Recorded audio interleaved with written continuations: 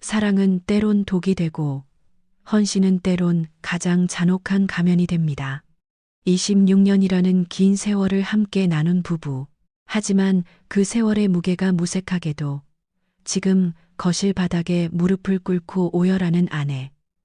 고성애의 눈물은 진심일까요? 아니면 마지막 파멸을 피하기 위한 최후의 발악일까요? 차가운 대리석 바닥에 이마를 맞댄 채 잘못을 비는 그녀의 떨리는 어깨 위로 남편 박진석의 시선은 단 한 줌의 온기도 없이 내려앉습니다. 여보, 내가 정말 잘못했어. 한 번만, 딱 한 번만 더 믿어줘. 비굴할 정도로 낮게 깔린 그녀의 목소리는 것이 아내 공기를 무겁게 짓누릅니다. 하지만 신문을 넘기는 박진석의 손길에는 일말의 동요도 없습니다. 오히려 그 무관심이 더 날카로운 칼날이 되어 고성애의 심장을 겨누고 있죠. 탐욕의 눈이 멀어 가족의 신뢰를 쓰레기통에 처박았던 그녀가 갑자기 현모양처로 회개하겠다니, 이 연극의 결말은 과연 무엇일까요? 돈밖에 모르던 여자가 모든 것을 포기하겠다며 던진 승부수. 그리고 그 승부수가 자충수가 될 것임을 직감하면서도 기꺼이 문을 열어주는 남자. 오늘 우리는 가장 가까운 사람의 등에 칼을 꽂으려 했던 한 여자의 몰락과 그 탐욕이 불러온 거대한 나비 효과를 목격하게 될 것입니다. 26년의 사랑이 잔혹한 복수극으로 변하는 그 소름 끼치는 순간 속으로 지금 바로 안내합니다. 어둠이 짙게 깔린 거실. 고성애는 마치 세상에서 가장 처량한 죄인이라도 된 양 무릎을 꿇고 앉아 있었습니다. 그녀의 뺨을 타고 흘러내리는 눈물은 조명 빛을 받아 반짝였지만 그 눈물의 온도는 얼음처럼 차가웠습니다. 여보, 내가 정말 잘못했어. 떨리는 목소리로 내뱉은 그 한마디에는 억울함과 간절함이 뒤섞여 있었죠. 하지만 그녀를 내려다보는 박진석의 눈빛은 마치 낯선 이방인을 보듯 건조했습니다. 신문을 든 채 미동도 하지 않는 그의 태도는 고성애에게 그 어떤 말보다 더 큰 공포로 다가왔습니다. 박진석은 고개를 돌려 그녀를 빤히 쳐다봤습니다. 왜 갑자기 심경의 변화가 있었을까? 그의 목소리는 낮고 위협적이었습니다. 끝까지 꿍꿍이가 있었던 사람이 갑자기 무릎을 꿇는다는 것. 그것은 먹잇감을 노리는 맹수가 몸을 낮추는 것과 다를 바 없다는 사실을 그는 너무나 잘 알고 있었습니다. 고성애는 필사적으로 고개를 저었습니다. 아니야, 여보. 이제 아무것도 안 할 거야. 진심으로 잘못했다고 빌러왔어. 손으로 얼굴을 가린 채 터져 나오는 울음은 마치 진심처럼 보였습니다. 자신이 가장 믿어준 사람에게 해서는 안 될 짓을 했다는 자책의 말들이 쏟아져 나왔죠. 그녀는 진석의 발치로 다가가려 했지만 진석의 손길이 공중에서 그녀를 멈춰 세웠습니다. 보이지 않는 벽이 그들 사이를 갈라놓은 듯 했습니다. 저 이제 성재랑 우진이 영나 엄마로 당신 옆에서 정말 헌신하며 살게요. 제발 한 번만 더 믿어줘요. 두 손을 모아 애원하는 고성애의 모습은 그야말로 절박함의 극치였습니다. 하지만 옆에서 이 광경을 지켜보던 아들 박성재의 미간은 사정없이 찌푸려졌습니다. 평생 돈의 가치로 사람을 판단하던 어머니가 건물도 필요 없고 오직 가정을 위해 헌신하겠다는 말을 내뱉는 순간 성재는 본능적인 거부감을 느꼈습니다. 박진석 역시 냉소적인 미소를 지었습니다. 당신 돈밖에 모르는 사람이잖아. 지금도 결국 옛날처럼 살기 싫으니까 이러는 거 아니야? 뼈를 때리는 진석의 질문에 고성애는 비명에 가까운 소리를 내질렀습니다. 아니에요. 저 이제 욕심 다 버렸어요. 정말 애들 엄마로만 살게요. 건물도 다 필요 없어요. 한참 동안 정적이 흘렀습니다. 박진석은 그녀를 뚫어지게 바라보며 마치 영혼의 밑바닥까지 훑어보는 듯 했습니다. 정말 다 필요 없다는 거지? 이 집에서 가정주부로만 살아도 괜찮다는 거야? 고성애는 눈물을 닦으며 필사적으로 고개를 끄덕였습니다. 그럼요. 아무것도 바라지 않고 이 집에서 조용히 살게요. 그동안 못해준 거 챙겨주면서 그녀의 눈빛은 애절했지만 그 뒤에 숨겨진 차가운 계산기 소리는 멈추지 않았습니다. 진석은 깊은 한숨을 내쉬며 마침내 입을 열었습니다. 그럼 일단 짐 풀고 오늘은 여기서 자. 그 허락이 떨어지자마자 고성애의 얼굴에는 순식간에 화색이 돌았습니다. 눈물을 닦고 일어나는 그녀의 손놀림은 조금 전의 비참함과는 사뭇 달랐죠. 하지만 방으로 향하는 그녀의 뒷모습을 바라보는 아들 성재의 눈빛에는 불안한 그림자가 짙게 드리워졌습니다. 과연 독을 품은 사냥꾼이 스스로 발톱을 깎고 돌아온 것일까요? 고성애가 방으로 사라진 뒤 거실에 남은 박진석과 박성재 사이에는 차가운 긴장감이 감돌았습니다. 성재는 조심스럽게 아버지에게 다가가 물었습니다. 아버지, 정말 저 여자를 다시 집으로 들이시려는 거예요? 그의 목소리에는 불신과 걱정이 가득했습니다. 진석은 소파에 깊숙이 몸을 묻으며 성재에게 맞은편에 앉으라고 손짓했습니다. 평생을 비즈니스 전쟁터에서 살아온 그가 자신을 배신했던 아내를 아무런 의심 없이 받아들였을 리 없다는 사실을 성재도 어렴풋이 느끼고 있었죠. 저 돈밖에 모르는 여자가 이젠 아무것도 바라는 게 없다잖아. 진석의 말투는 몸이 건조했습니다. 그는 아들을 똑바로 쳐다보며 물었습니다. 너는 저 말이 진심일 것 같니? 성재는 단호하게 고개를 저었습니다. 아니요. 절대 진심일 리 없죠. 분명 또 다른 꿍꿍이가 있을 겁니다. 아들의 대답에 진석은 만족스러운 듯 고개를 끄덕였습니다. 창밖의 어둠을 응시하던 그의 눈빛이 날카롭게 빛났습니다. 그렇지. 나도 그렇게 생각한다. 그래서 옆에 두고 뭘 하려는 건지 지켜보려는 거야. 성재는 그제야 아버지의 깊은 의중을 파악했습니다. 아버지는 단순히 그녀를 용서한 것이 아니라 더 큰 진실을 밝히기 위해 그녀를 함정 속으로 불러들인 것이었습니다. 일부러 들이신 거군요. 성재의 물음에 진석은 묵직한 긍정의 대답을 돌려주었습니다. 그래, 저 여자가 뭘 꾸미는지 내 눈으로 직접 확인해야지. 쥐가 구멍으로 기어 들어왔으니 이제 그 구멍을 어떻게 막을지는 내 손에 달린 셈이다. 성재는 아버지의 결단에 고개를 끄덕이면서도 고성애라는 여자가 가진 치밀함과 도끼를 알기에 걱정을 멈출 수 없었습니다. 조심하셔야 합니다, 아버지. 무슨 짓을 할지 모르는 사람입니다. 성재의 경고에 진석은 옅은 미소를 지어 보였습니다. 그 미소는 상대를 완전히 장악한 포식자의 여유와도 같았습니다. 걱정 마라. 나도 다 계획이 있으니까. 아버지는 짧은 한마디로 성재를 안심시킨 뒤 방으로 들어갈 것을 권했습니다.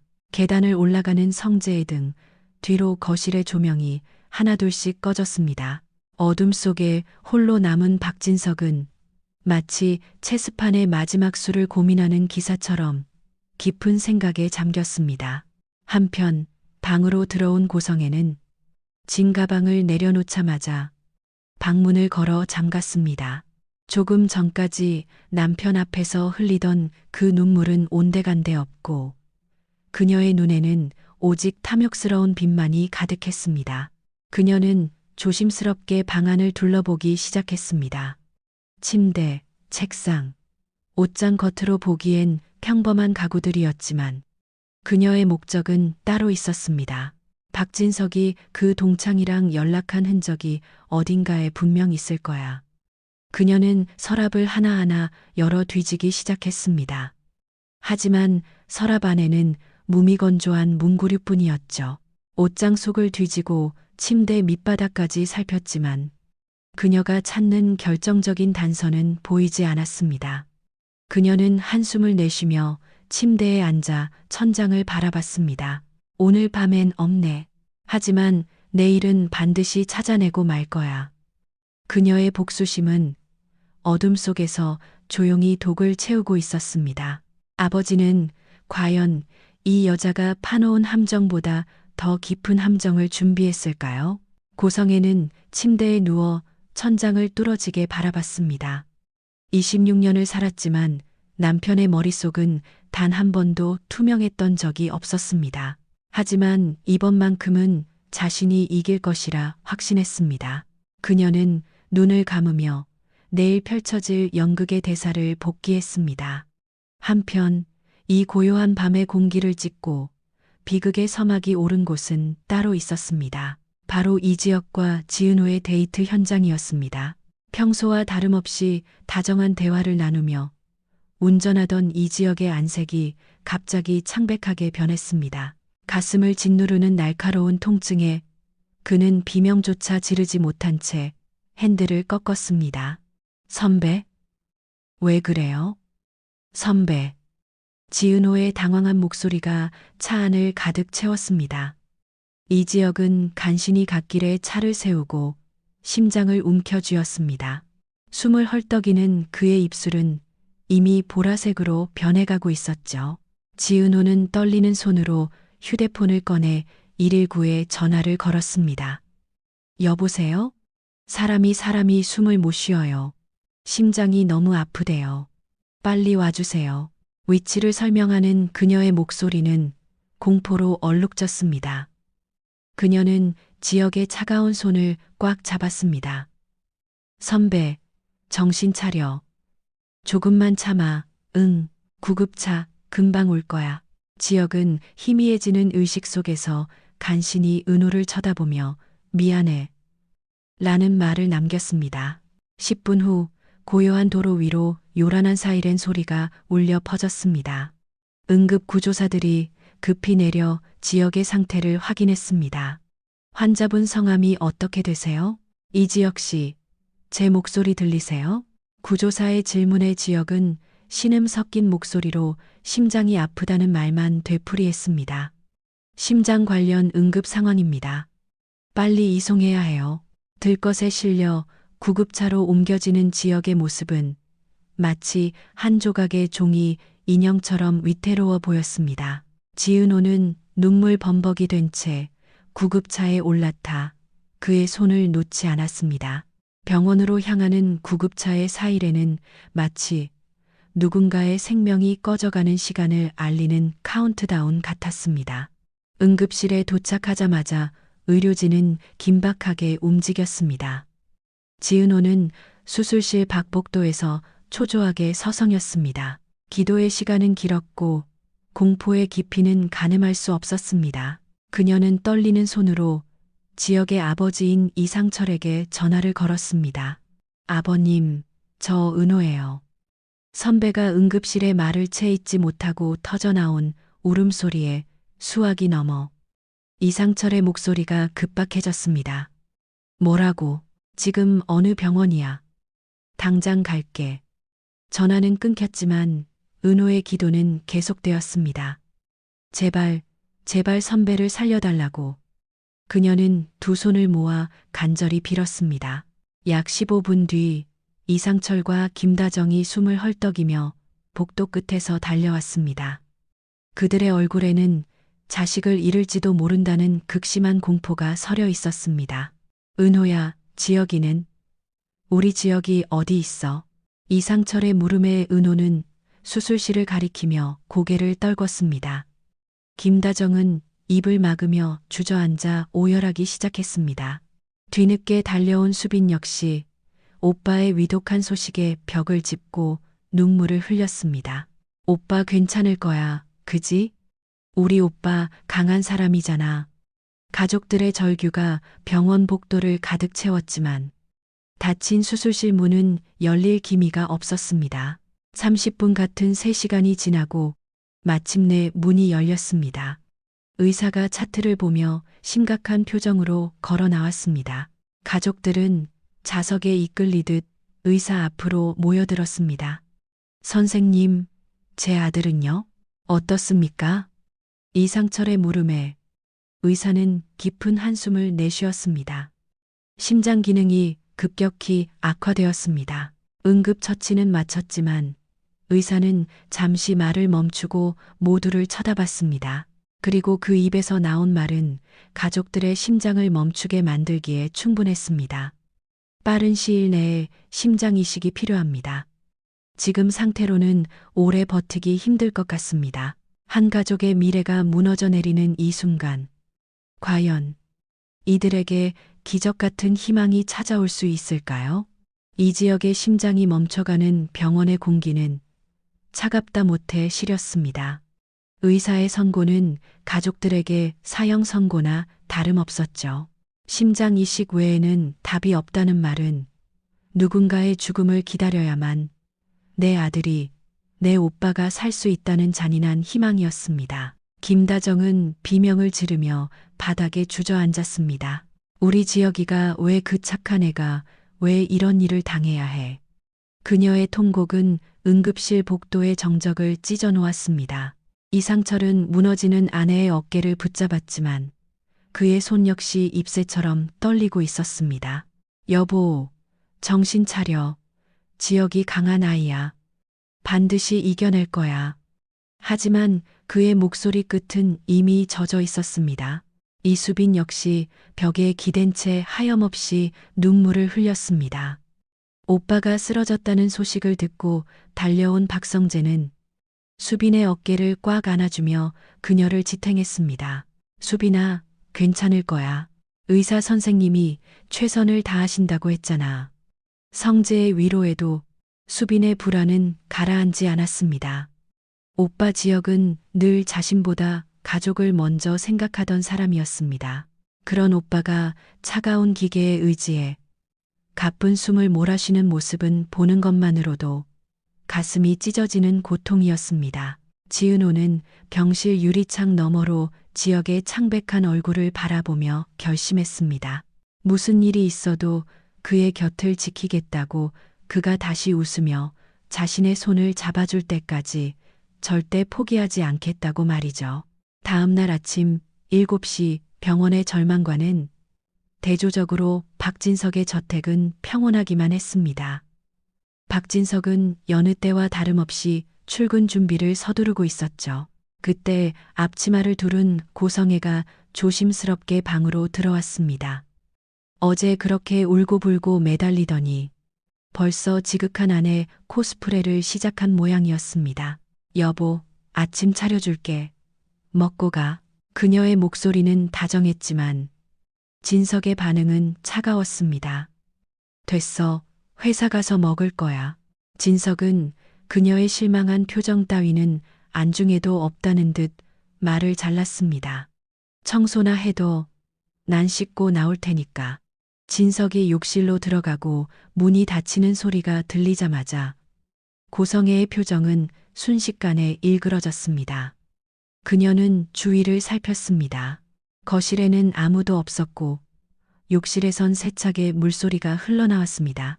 고성애는 탁자 위에 놓인 진석의 휴대폰으로 달려갔습니다. 손이 떨렸지만 멈추지 않았습니다. 화면을 켜고 연락처 목록을 미친 듯이 스크롤했습니다. 마침내 그녀가 찾던 이름, 박진석이라고 저장된 번호를 발견했습니다. 그녀는 자신의 휴대폰을 꺼내 그 번호를 사진으로 찍었습니다. 그리고 아무 일 없었다는 듯 진석의 휴대폰을 원래 자리에 놓아두었죠. 욕실 문이 열리는 소리와 함께 진석이 나오자 고성애는 급히 먼지떨이를 들고 청소하는 척 연기했습니다. 진석은 옷을 챙겨 입으며 그녀를 힐끗 쳐다봤습니다. 나 출근한다. 조심히 다녀와요, 여보. 그녀는 환하게 웃으며 배웅했지만 현관문이 닫히자마자 그 웃음은 비열한 미소로 바뀌었습니다. 고성애는 즉시 자신의 휴대폰으로 전화를 걸었습니다. 나예요. 번호 하나 알려줄 테니까 지금 당장 위치 추적해서 사람 찾아요. 최대한 빨리 주소 보내줘. 전화를 끄는 고성애의 눈이 번뜩였습니다. 그녀는 이제 자신이 박진석의 목줄을 쥐었다고 확신했습니다. 과연 그녀가 찾아낸 그 번호가 그녀를 승리로 이끌 황금 열쇠일까요? 아니면 지옥으로 인도하는 초대장일까요? 고성에는 더 이상 집안의 하녀 노릇을 할 생각이 없었습니다. 그녀는 서둘러 가방을 챙겨 집을 빠져나왔습니다. 택시를 타고 미리 예약해둔 허름한 모텔로 향하는 그녀의 얼굴에는 흥분과 기대가 가득했습니다. 박진석, 넌 이제 끝이야. 내가 감히 나를 이렇게 대접해. 그녀는 모텔 방 침대에 누워 천장을 보며 광기 어린 웃음을 흘렸습니다. 자신이 고용한 남자가 박진석의 동창을 찾아내기만 하면 남편의 약점을 잡아 모든 재산을 가로챌 계획이었습니다. 그녀에게 남편과의 26년 세월은 그저 환전 가능한 수표에 불과했습니다. 그때 휴대폰이 울렸습니다. 심장이 두근거렸습니다. 찾았습니다. 보내주신 번호로 위치 추적했더니 경기도 외곽 건물에 그 사람이 있습니다. 주소 보낼 테니 오십시오. 전화를 끊자마자 문자로 주소가 도착했습니다. 고성에는 침대에서 벌떡 일어나 가방을 챙겼습니다. 됐어. 드디어. 그녀는 거울을 보며 흐트러진 머리를 매만졌습니다. 내가 진짜 싹싹 비는 줄 알았지? 나 그렇게 쉽게 안 죽어. 그녀의 목소리에는 승리감에 취한 오만함이 가득했습니다. 그녀는 망설임 없이 모텔을 나서 주소지로 향하는 택시에 몸을 실었습니다. 한편 병원 일반 병실로 옮겨진 이 지역의 상태는 시간이 갈수록 악화되고 있었습니다. 산소호흡기에 의지한 채 가쁜 숨을 몰아쉬는 그의 얼굴에는 핏기라곤 찾아볼 수 없었습니다. 김다정은 아들의 손을 꼭 잡고 눈물을 닦아냈습니다. 우리 지역이 사과 먹어야 하는데 엄마가 깎아주는 사과 좋아하잖아. 그녀의 혼잣말이 병실 안에 애처롭게 울려 퍼졌습니다. 이상철은 창밖을 바라보며 말없이 눈물을 삼켰습니다. 집안에 이런 큰 비극이 닥쳤음에도 세상은 여전히 평화롭게 돌아가고 있다는 사실이 원망스러웠습니다. 이수빈은 병실 bak벤치에 앉아 두 손을 모았습니다. 제발 오빠 좀 살려주세요. 제가 대신 아파도 좋으니 오빠 좀 살려주세요. 그녀의 간절한 기도는 누구에게도 닿지 않는 메아리처럼 공허했습니다. 그때 박성재가 그녀의 옆에 앉아 따뜻한 캔커피를 건넸습니다. 수빈아, 조금만 기운내. 우리 아버님도 도와주실 거야. 성재의 말에 수빈은 고개를 저었습니다. 아니야, 오빠네 아버님은 우릴 싫어하시잖아. 내가 죽까지 쏘어다 드렸는데도 냉담하셨어. 수빈의 말에 성재는 가슴이 아릿해졌습니다. 사랑하는 여자가 자신의 아버지 때문에 상처받는 모습을 보는 것은 견디기 힘든 고통이었습니다. 하지만 수빈은 몰랐습니다. 자신이 정성껏 준비한 죽이 박진석의 차가운 심장을 조금씩 녹이고 있었다는 사실을 말이죠. 박진석은 저택 거실에서 비워진 죽 그릇을 바라보며 깊은 생각에 잠겨 있었습니다. 집안에 이런 큰일이 있는데도 나까지 신경 써서 죽을 썼단 말이지. 그는 자신의 편견이 누군가에게 얼마나 큰 상처가 되었을지 처음으로 돌아보기 시작했습니다. 그리고 그때 그의 휴대폰으로 문자 한 통이 도착했습니다. 바로 고성애가 고용한 남자가 잡혀 있다는 보고였습니다. 박진석은 천천히 재킷을 입었습니다. 이제 이 모든 지저분한 전쟁을 끝낼 시간이 다가오고 있었습니다. 과연 박진석이 도착한 그곳에서 고성애는 어떤 표정을 짓게 될까요? 경기도 외곽 낮고 허름한 건물 앞에 택시가 멈춰 섰습니다. 고성애는 흥분된 마음을 가라앉히며 택시에서 내렸습니다. 주변은 인적이 드물고 황량했습니다. 간판도 없는 낡은 3층짜리 건물. 그녀는 휴대폰에 찍힌 주소를 다시 한번 확인했습니다. 여기가 맞나? 의구심이 들었지만 곧 자신의 계획이 실현될 것이라는 기대감이 공포를 압도했습니다. 고성에는 당당하게 건물 안으로 발을 들였습니다. 삐걱거리는 문소리가 정막을 깼습니다. 안으로 들어가자 퀴퀴한 곰팡이 냄새가 코끝을 찔렀습니다. 건물 1층의 한방. 문을 열자 의자에 묶인 채 고개를 떨구고 있는 남자가 보였습니다.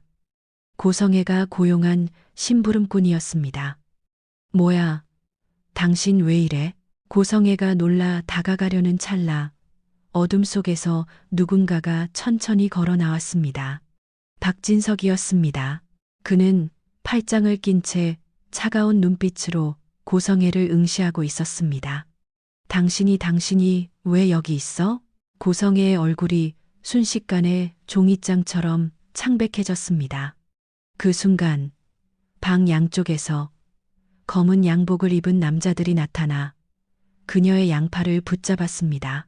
이게 무슨 짓이야? 놓으라고. 고성애가 발버둥을 쳤지만 건장한 사내들은 꿈쩍도 하지 않았습니다. 박진석은 천천히 그녀에게 다가갔습니다.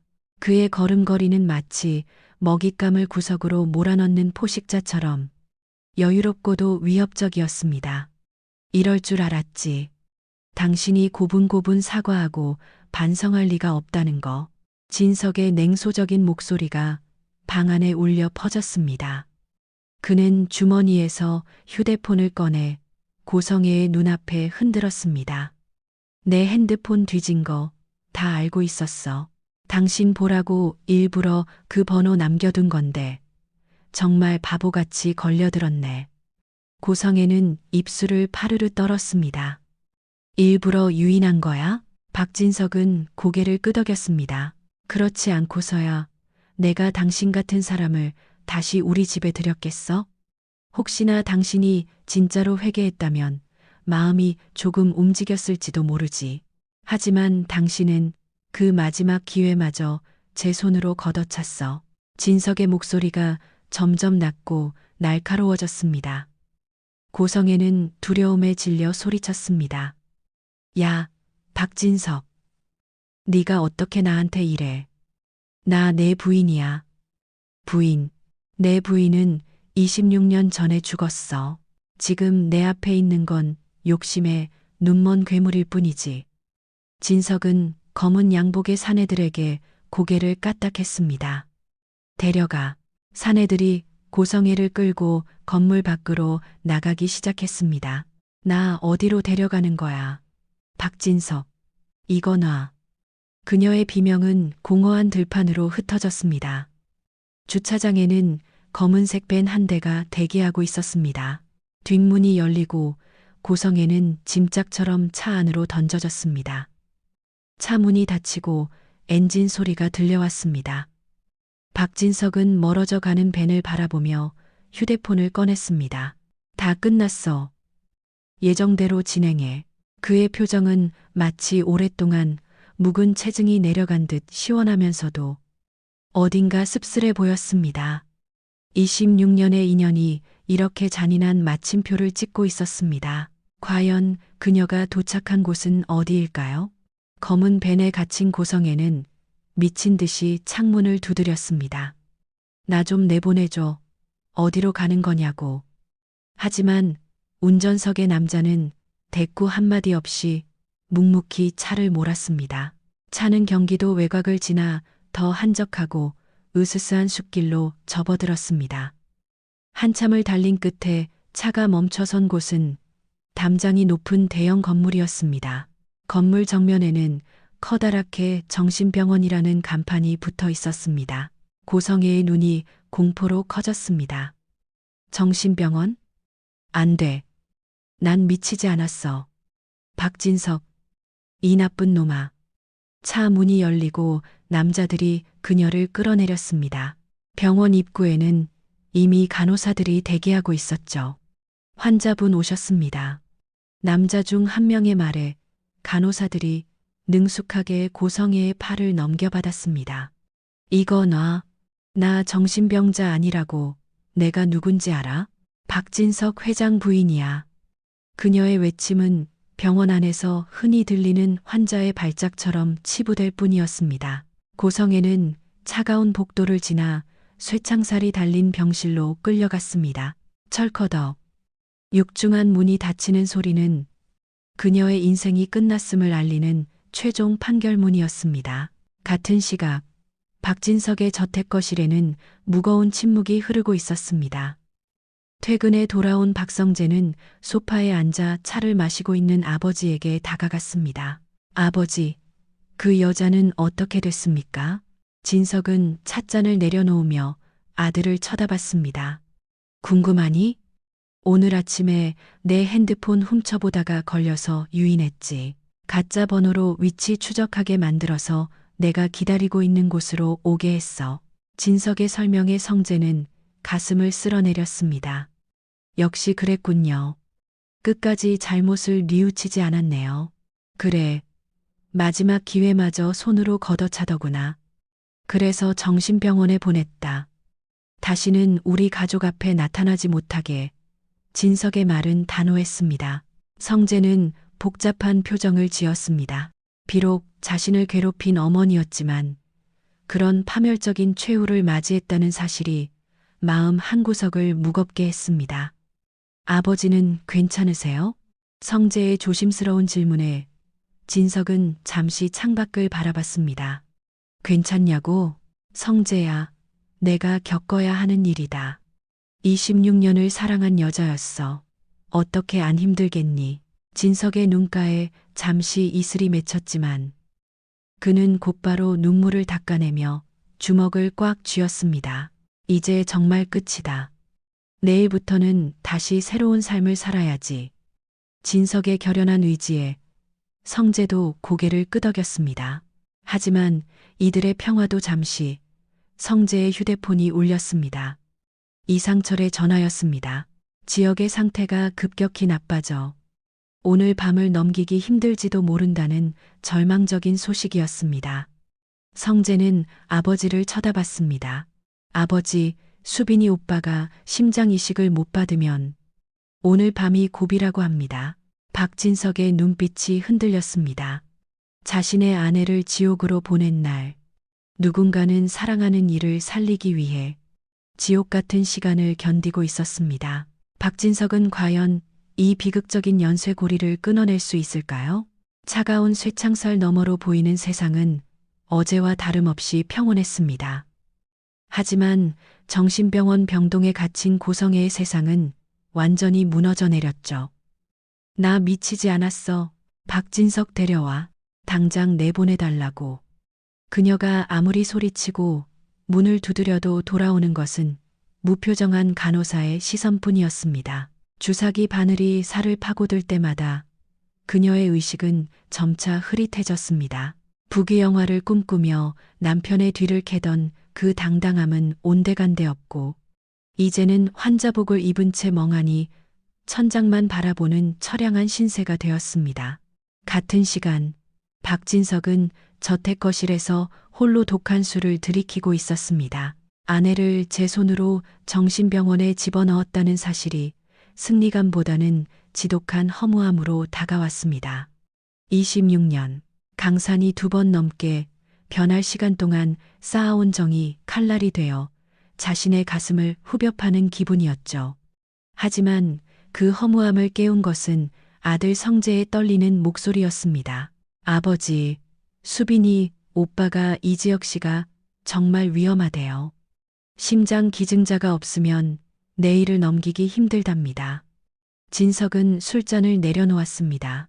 자신이 고성애라는 악마와 싸우는 동안 선량한 한 청년은 생명의 불꽃이 꺼져가고 있었습니다. 그는 문득 수빈이 가져다 주었던 죽 도시락을 떠올렸습니다. 자신이 모질게 대했음에도 불구하고 진심을 다해 자신을 챙겨주던 그 아이의 맑은 눈망울이 생각났죠. 이거 참 신경 쓰이게 만드는군. 진석은 깊은 한숨을 내쉬며 재킷을 집어들었습니다. 그는 성재에게 문자를 보냈습니다. 지금 어느 병원인지 주소 보내라. 진석이 병원에 도착했을 때 복도는 이미 눈물바다였습니다. 수빈은 성재의 품에 안겨 정신없이 울고 있었고 이 지역의 부모님은 넋이 나간 표정으로 수술실 앞을 지키고 있었습니다. 진석은 멀찍이 서 그들을 바라보며 복잡한 감정에 휩싸였습니다. 내가 이들을 위해 무엇을 할 수 있을까? 그때 진석의 휴대폰이 요란하게 울렸습니다. 발신인은 중학교 동창 박진석이었습니다. 고성애가 그토록 찾으려 했던, 하지만 진석이 가짜 번호로 숨겨두었던 진짜 친구였습니다. 진석아, 우리 와이프가 뇌사 판정을 받았어. 수학이 넘어 들려오는 친구의 오열은 병원 복도의 정적을 날카롭게 파고들었습니다. 한 사람의 죽음이 또 다른 사람의 생명이 될 수 있다는 잔인하고도 기적적인 순간이 다가오고 있었습니다. 친구 박진석의 목소리는 갈라져 있었습니다. 뇌경색이 악화되어 갑작스럽게 뇌사 판정을 받았다는 소식은 듣는 진석의 가슴마저 먹먹하게 만들었습니다. 네가 준 건물에서 이제 좀 편하게 사나 싶었는데 하늘도 무심하시지. 친구의 한탄 섞인 울음소리에 진석은 아무 말도 할 수 없었습니다. 하지만 그 순간 진석의 머릿속에 번개처럼 한 사람의 얼굴이 스쳐 지나갔습니다. 바로 중환자실에서 사투를 벌이고 있는 청년, 이지혁이었습니다. 진석은 조심스럽게 입을 열었습니다. 진석아, 정말 힘들겠지만 내가 염치불구하고 부탁 하나만 해도 되겠니? 그는 조용히 이지혁의 사정을 설명했습니다. 젊은 나이에 심장병으로 죽어가는 청년, 그리고 그 가족들의 절망을 말이죠. 친구는 잠시 침묵했습니다. 죽어가는 아내의 몸에 다시 칼을 대야 한다는 사실이 얼마나 고통스러울지 진석도 잘 알고 있었습니다. 하지만 친구의 대답은 뜻밖이었습니다. 사실 우리 와이프가 예전부터 장기 기증 서약을 해뒀었어. 자기가 죽으면 누군가에게 새 삶을 주고 싶다고 늘 말하곤 했지. 친구는 울먹이며 말을 이었습니다. 네가 우리 부부에게 베푼 은혜를 생각하면 와이프도 기쁜 마음으로 떠날 수 있을 거야. 그래, 그러자 진석은 눈시울이 뜨거워졌습니다. 그는 곧장 성재와 수빈이 있는 곳으로 달려갔습니다. 기증자를 찾았다. 지금 바로 의사 선생님 불러와. 진석의 외침에 병동은 순식간에 활기를 띠기 시작했습니다. 절망의 나락에 떨어져 있던 이 지역의 가족들은 믿을 수 없다는 표정으로 진석을 바라봤습니다. 담당 의사가 급히 달려와 조직 적합성 검사를 진행했습니다. 긴박한 몇 시간이 지나고 마침내 적합 판정이 내려졌습니다. 이수빈은 진석의 손을 붙잡고 바닥에 엎드려 울었습니다. 회장님, 감사합니다. 정말 감사합니다. 진석은 수빈을 일으켜 세우며 씁쓸하게 웃었습니다. 고맙다는 인사는 내가 아니라 내 친구에게 해야 할 거다. 이식 수술을 위한 준비가 일사천리로 진행되었습니다. 이지혁이 수술실로 들어가는 순간 가족들은 간절히 기도했습니다. 이제 이들에게 남은 건 기적이 현실이 되기를 기다리는 일뿐이었습니다. 박진석은 수술실 문이 닫히는 것을 보며 생각했습니다. 이것이 자신이 지은 죄에 대한 속죄이자 새로운 인연을 향한 첫걸음이 되기를 말이죠. 수술 중이라는 빨간 등이 켜졌습니다. 그 등빛은 마치 이 지역에 멈춰가는 심장을 상징하듯 위태로워 보였습니다. 복도의 벤치에는 이상철과 김다정, 그리고 이수빈과 지은호가 나란히 앉아 있었습니다. 누구 하나 입을 떼지 못했습니다. 기적처럼 나타난 기증자가 박진석 회장의 친구라는 사실이 이들에게는 꿈만 같았죠. 한편 박진석은 친구가 있는 중환자실을 찾아가 마지막 인사를 나누는 친구 곁을 지켰습니다. 진석아, 내 아내는 영원히 살 거야. 저 젊은 친구의 가슴 속에서 두 중년 남자는 말없이 서로의 어깨를 다독였습니다. 수술은 무려 8시간이나 이어졌습니다. 새벽 공기가 차갑게 병실 복도를 채울 무렵 드디어 수술 중 표시등이 꺼졌습니다. 가족들은 용수철처럼 튀어 올랐습니다. 수술실 문이 열리고 마스크를 벗으며 나오는 의사의 얼굴에는 옅은 미소가 번져 있었습니다. 수술은 아주 성공적입니다. 새 심장이 제 자리를 잘 잡았고 정상적으로 뛰기 시작했습니다. 그 한마디에 김다정은 바닥에 주저앉아 오열했습니다. 이상철 역시 의사의 손을 꼭 잡고 연신 고개를 숙였습니다. 정말 감사합니다, 선생님. 우리 아들을 살려주셔서.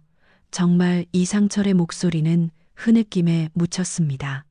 이수빈은 성재의 품에 얼굴을 묻고 안도의 눈물을 흘렸습니다. 지은호는 벽에 기대어 길게 숨을 내뱉었습니다. 이제야 겨우 멈췄던 시간이 다시 흐르기 시작한 기분이었습니다. 며칠 뒤 이지혁은 일반 병실로 옮겨졌습니다. 산소 호흡기 대신 자신의 코로 숨을 쉬며 그는 환하게 웃었습니다. 엄마, 나 이제 가슴이 하나도 안 아파요. 정말 다시 태어난 것 같아요. 지역의 회복 소식은 박진석에게도 전해졌습니다. 진석은 과일 바구니를 들고 조심스럽게 병실을 찾았습니다. 그를 본 김다정은 달려가 진석의 손을 꽉 잡았습니다. 회장님, 이 은혜를 어떻게 다 갚아야 할지 모르겠습니다. 저희가 오해했던 것들 정말 죄송합니다. 진석은 고개를 저으며 그녀의 손을 맞잡았습니다. 아닙니다. 제가 지혁 씨 집안에 미안한 일이 더 많았습니다. 고성애, 그 여자의 말에 눈이 멀어 수빈 양에게 상처를 준 것, 진심으로 사과드립니다. 두 집안 사이에 쌓였던 높은 성벽이 눈물과 사과 속에 서서히 무너져 내리고 있었습니다. 탐욕이 파괴했던 자리에 생명과 용서라는 새싹이 돋아나고 있었습니다. 이 지역의 병실은 더 이상 눈물과 한숨의 공간이 아니었습니다. 이제는 웃음꽃이 피어나는 화해의 장이 되었죠. 박진석은 이상철과 마주 앉아 진솔한 대화를 나눴습니다. 아버님, 제가 수빈 양을 불러서 모진 소리를 했던 것 정말 후회하고 있습니다. 제 눈을 가리고 있던 악마를 보지 못하고 엉뚱한 사람을 괴롭혔네요.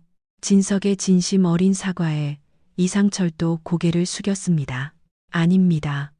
저도 회장님 회사에 찾아가 행패를 부린 것 사과드립니다. 자식이 귀하다 보니 앞뒤 가리지 못했습니다. 김다정은 옆에서 과일을 깎으며 미소를 지었습니다. 사실 수빈이가 성재랑 결혼하게 되면 시댁에서 구박받을까봐 정말 걱정 많았거든요. 그런데 이렇게 직접 뵙고 나니 제 생각이 짧았다는 걸 알겠네요. 그녀의 말에 진석은 힘주어 대답했습니다. 걱정 마십시오.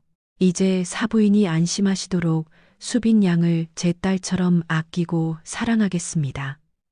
이건 제가 드리는 약속입니다. 성재는 아버지의 변화된 모습에 가슴이 벅차올랐습니다.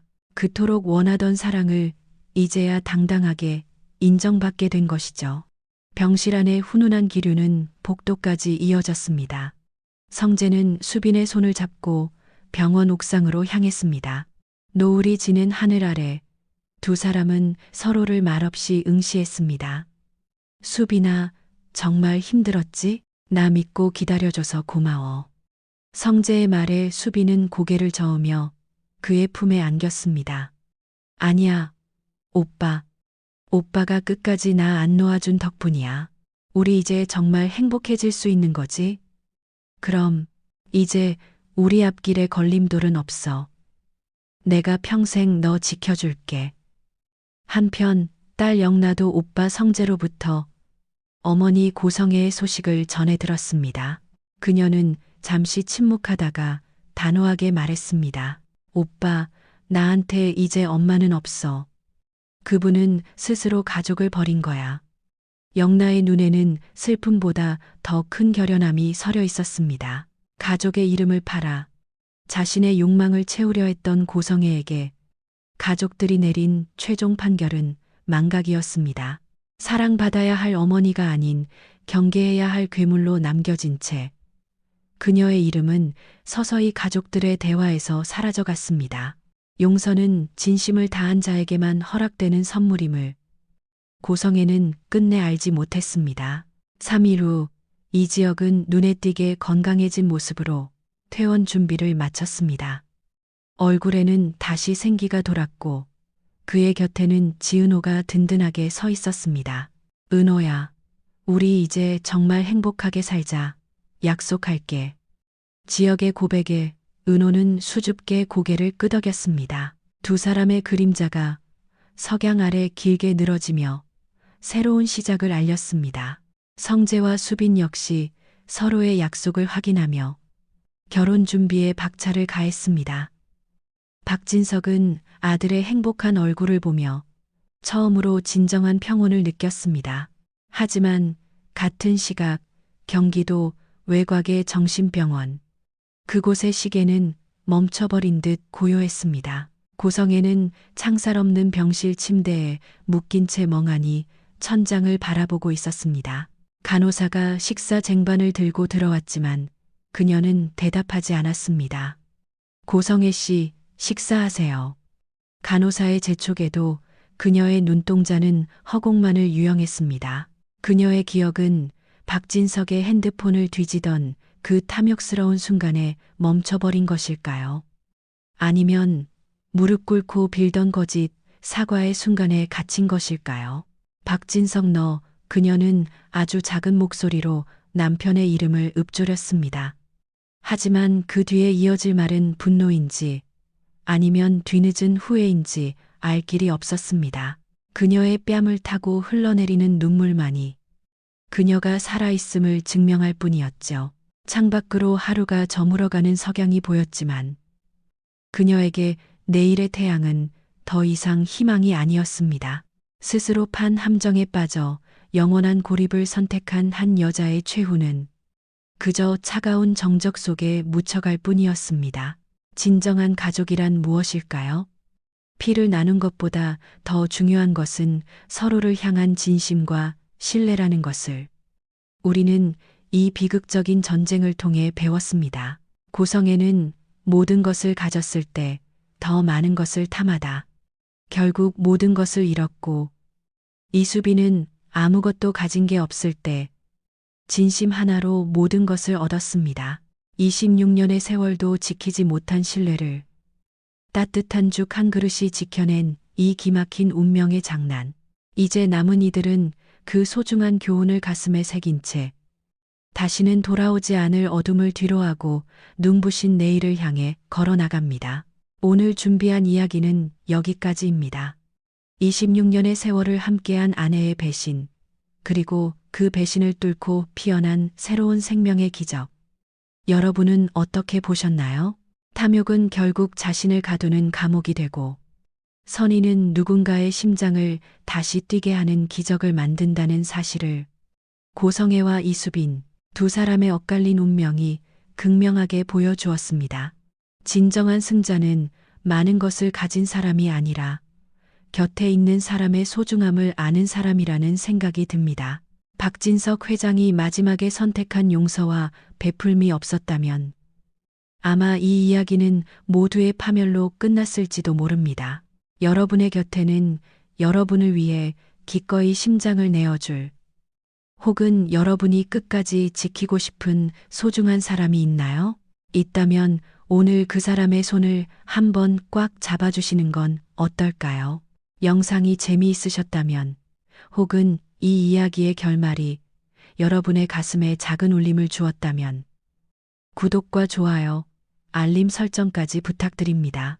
여러분의 응원은 더 깊이 있고 흥미진진한 드라마 리캡을 만드는데 큰 힘이 됩니다.